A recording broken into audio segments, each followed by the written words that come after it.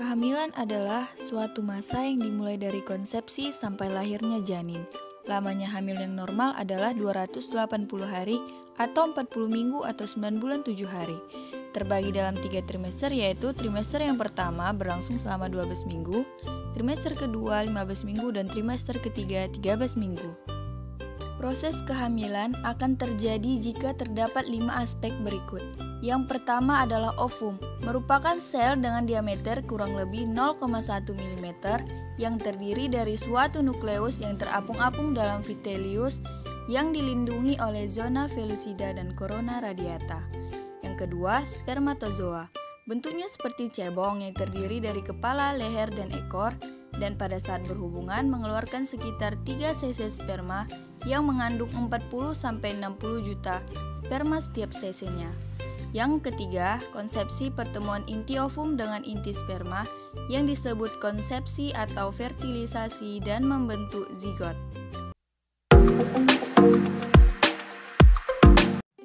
Persalinan adalah proses pengeluaran konsepsi atau janin dan uri yang telah cukup bulan dan dapat hidup di luar uterus melalui vagina secara spontan.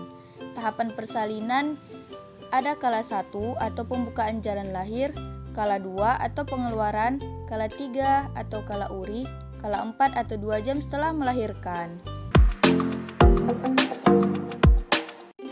Pasca persalinan atau masa nifas adalah masa yang dimulai setelah plasenta lahir dan berakhir ketika alat-alat kandungan kembali seperti keadaan semula atau sebelum hamil. Masa ini berlangsung selama kira-kira 6 minggu. Selama masa pemulihan ini, ibu akan mengalami perubahan fisik baik secara fisik maupun psikologis. Tahapan masa nifas. 1. Periode imediasi postpartum atau masa segera setelah plasenta lahir dengan sampai 24 jam. 2. Periode early postpartum atau 24 jam sampai 1 minggu. 3. Periode late postpartum atau 1 minggu sampai 5 minggu. Perubahan yang terjadi selama masa nifas, yaitu perubahan secara fisiologis. 1. Involusi, 2. Losea, 3. Endometrium, 4. Serviks, 5. Sistem pencernaan, 6. Sistem perkemihan. Perubahan tanda-tanda vital. 1. Suhu, 2. Nadi dan pernapasan, 3. Bayi baru lahir adalah suatu keadaan di mana bayi baru lahir dengan umur kehamilan 37 minggu sampai 42 minggu.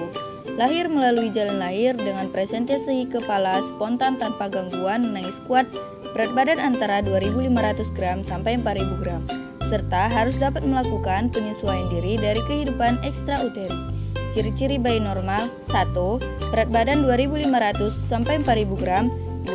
Panjang badan lahir 48-52 cm. 3. Lingkar dada 30-38 cm. 4. Lingkar kepala 33-35 cm. 5. Bunyi jantung dalam menit-menit pertama kira-kira 180 kali per menit, dan sebagainya.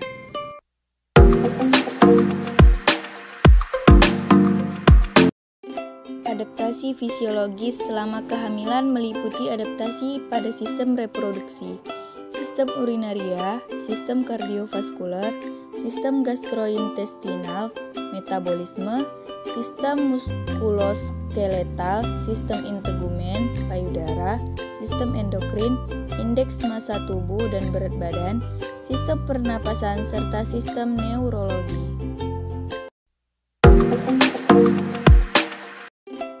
Perubahan fisiologis pada persalinan. Kontraksi dorongan otot-otot dinding, kontraksi uterus pada persalinan mempunyai sifat tersendiri. Kontraksi menimbulkan nyeri merupakan satu-satunya kontraksi normal muskulus. Sifat khasnya: 1. Rasa sakit dari fundus merata ke seluruh uterus sampai berlanjut ke punggung bawah. 2. Penyebab rasa nyeri belum diketahui secara pasti. Beberapa dugaan penyebab antara lain: A. Pada saat kontraksi terjadi kekurangan O2 pada miometrium. B. Penekanan ganglion syaraf di serviks dan uterus bagian bawah. C. Peregangan serviks akibat dari pelebaran serviks. D. Peregangan peritoneum sebagai organ yang menyelimuti uterus. Adaptasi fisiologis.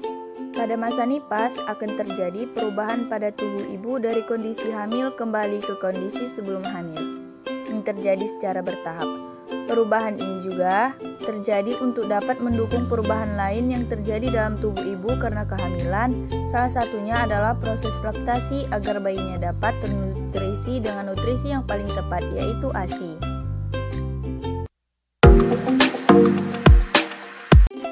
Adaptasi fisiologi bayi baru lahir adalah proses penyesuaian fungsional neonatus dari kehidupan di uterus. Kemampuan adaptasi fungsional neonatus dari kehidupan di dalam uterus maupun di luar uterus. Adaptasi fisiologis ini disebut juga homeostatis.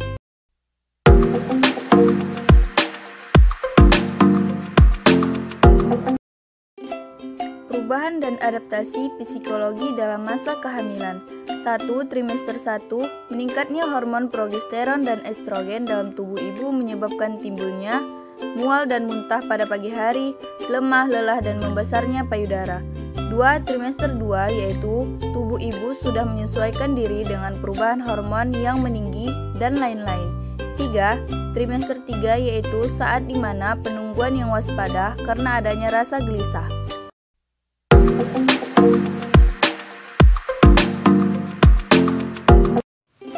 Masalah psikologis yang dirasakan ibu saat persalinan adalah kecemasan. Kecemasan adalah respon emosi tanpa objek yang spesifik yang secara subjektif dialami dan dikomunikasikan secara langsung.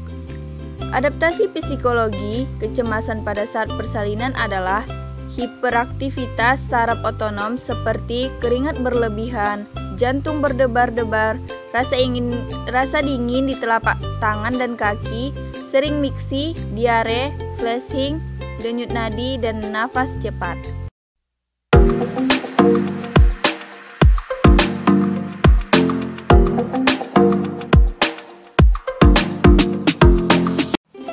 Pasca persalinan atau masa nifas adalah masa sesudah persalinan dan kelahiran bayi, plasenta, serta selaput yang diperlukan untuk memulihkan kembali organ kandungan seperti sebelum hamil dengan waktu kurang lebih 6 minggu. Jenis gangguan psikologis ibu postpartum. Yang pertama, postpartum blues atau baby blues. 2. Depresi postpartum. Yang ketiga, postpartum psikosis.